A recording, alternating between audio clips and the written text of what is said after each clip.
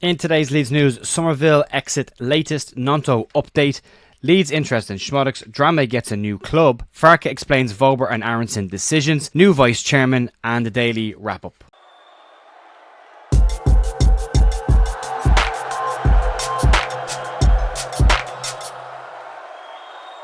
Morning folks, Jer here on Tuesday morning 23rd of July with your Leeds United news. Hope you're all having a really good week so far.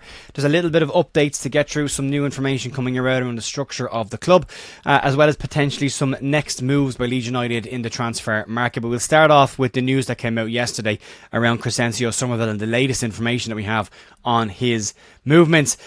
Yesterday, according to several sources and Fabrizio Romano, news came out that West Ham had registered an interest in Crescencio Summerville. According to Romano, a winger is said to be high on Lopetegui's list of wanted players this summer, and Summerville is said to be one of those.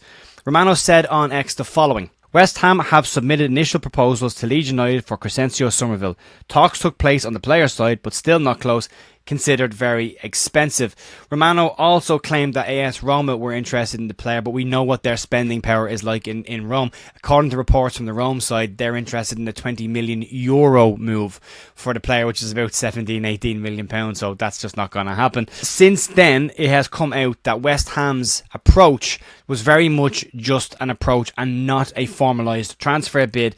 It is also said that Leeds quoted them anything between 40 to 50 million pounds for the player's signature, a price that has been labelled as too rich for West Ham's taste.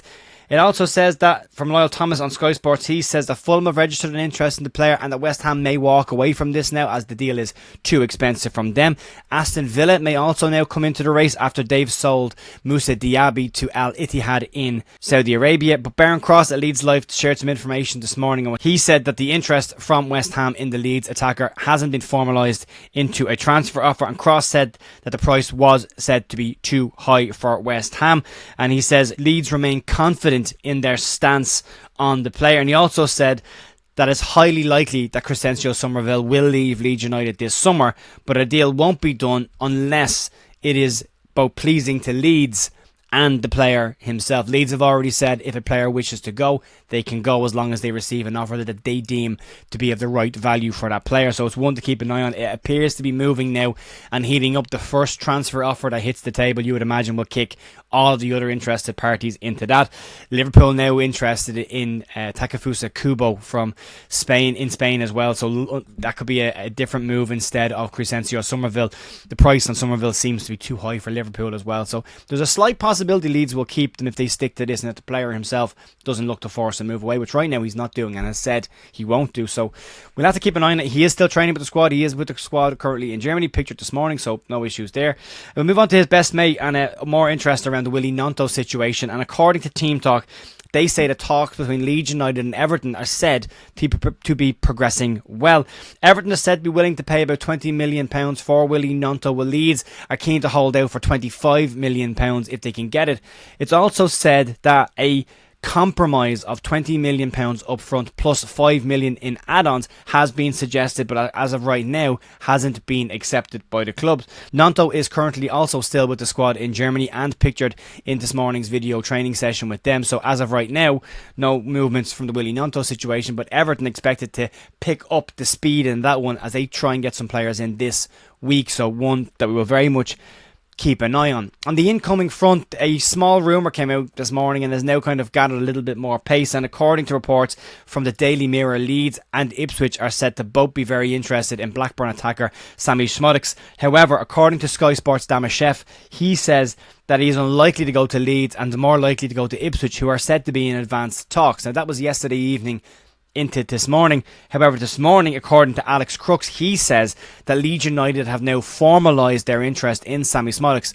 What they usually mean by formalised is they've put an offer on the table, and he refers to the Ipswich and Szmodics situation as Ipswich interest in the player as opposed to advanced talks, which Drameh Has from Sky is reporting. So right now it appears that Leeds and Ipswich are both very interested in the player, And according to Alex Crooks, Leeds have formalised that into some form of an offer for the player, which may mean somebody is on the way out. I would see Szmodics as a Gnonto or a Summerville replacement if Daniel Farke decides not to go with the wingers this year and go with the 210s, similar to what he did at Norwich before, and a slight change of system.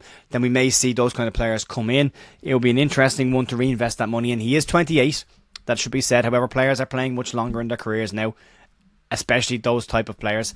If he looks after himself, he should be fine, and Leeds will get a couple of years out of a player at the peak of his career. We will need a few of them in what is pretty much a very young squad, and Farke talked last year about the lack of experience, adding Joe Rothwell, adding Max Wober, and if you can add someone like Sammy Szmodics, they're all three players in and around over the 26 years of age bracket, so that could be beneficial for Leeds.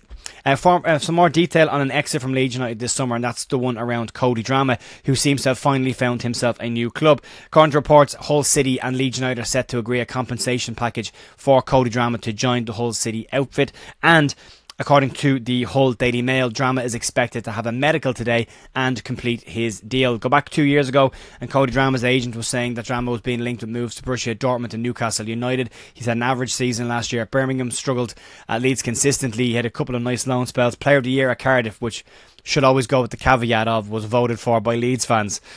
That's always that one there. But it appears that Cody Drameh now move on to Hull City. We'll see who he gets on there. But yeah, the player that probably a lot of Leeds fans will be glad to see move away from the club with. Moving on to the other returning players, and that's Max Wober and Brendan Aaronson, and some clarification on this. And as we all know, Max Wober and Brendan Aaronson are expected now to be part of the Leeds United squad for this season's championship campaign. Aaronson left Leeds before Daniel Farke had signed on for Leeds, and Wober had spoken to him, said that he would stay and captain Leeds in a behind closed doors game before he left. Now Daniel Farke has explained the circumstances around the player's return. After the Harrogate Town game, Farke said that Max Wober will be reintegrated into the Leeds United side moving into the season. He also said that both players would now have to convince him with strong performances in training and on the pitch that they really want to be here. Farke on the situation said the following: "It was also quite important in my conversations with the players, so I wanted to get the feeling, okay, they're really desperate to come back and really ready to go."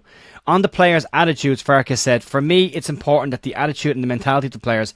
I got the feeling in their conversations that both Max and Brendan were really desperate to come back, and that they valued also what they had, and they wanted to repay also the trust that the club had shown when they had invested money in them to bring them in." Farke said that both players will now have to demonstrate to him with their attitude and performances in training and on the pitch that they want to be here. But as of right now, he said he is very happy with the situation with both players involved. Again, as we said a couple of times this week, if you remove the emotion from this and in the past on this, you're bringing in two players that weren't here last season that really do make that squad a lot stronger by their present. Yes, you might lose Gnonto, and yes, you may lose Summerville, but both of those are expected to be replaced.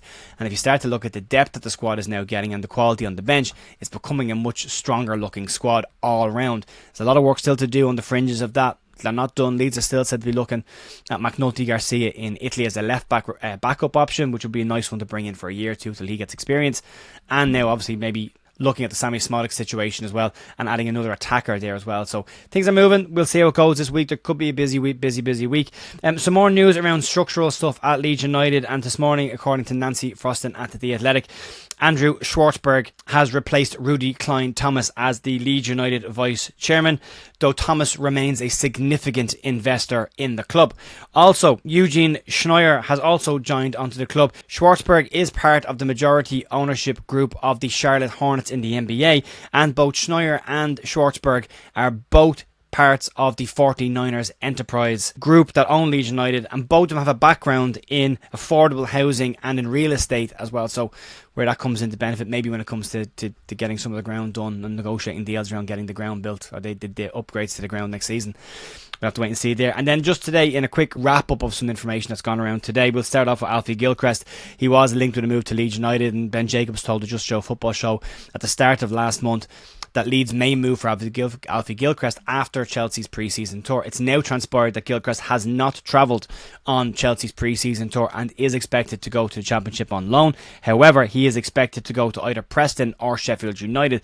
The reasons for that is Leeds have now brought in Jayden Bogle and added Max Wober to the squad, and that fixes the issues that they would have liked to have filled with Alfie Gilchrist coming in. So it's unlikely Leeds move for Gilchrist unless it's a backup option, but the player himself will be coming to Leeds to play football and play minutes, and and that won't be guaranteed anymore at this point. So Leeds move away. And then finally, again, just to show you the Leeds United away shirt that popped up yesterday, the ones that I put on screen were concepts, and I said that yesterday. Since I put the video out, the actual ones have come out, and what you'll see is that this shirt is very clearly modelled on one of the older Leeds United shirts with a smiley badge from the 70s, and you can see the white stripe down the side of the shirt with the blue 3 stripes, and that's where the inspiration for the white has come from. A lot of people asking, why is there white on the sleeve between the blue stripes? This is why. It's a full throwback to that gear, and I love that. I like when Leeds lean into their history with kits as well, and it's nice to have a full recognised throwback for the older kits as well. It's a lovely kit for me. It doesn't look great hanging, but then nothing ever does when you see it on the players, and you can see the image that was shown there a minute ago, the guy that was wearing it. It looks an awful lot better. I love it. I really like it. Some will find fault in it, but some will find fault with everything. So you can't please everyone. It's a cracking looking shirt for me. Looking forward to get my hands on it when it is released tomorrow. That's going to be it for me today, folks. If anything major develops over the next couple of hours, I will jump on tonight with a live stream. If not, I'll be back tomorrow morning for more Leeds news. Enjoy the rest of your day. Have a cracking one. Talk to you soon.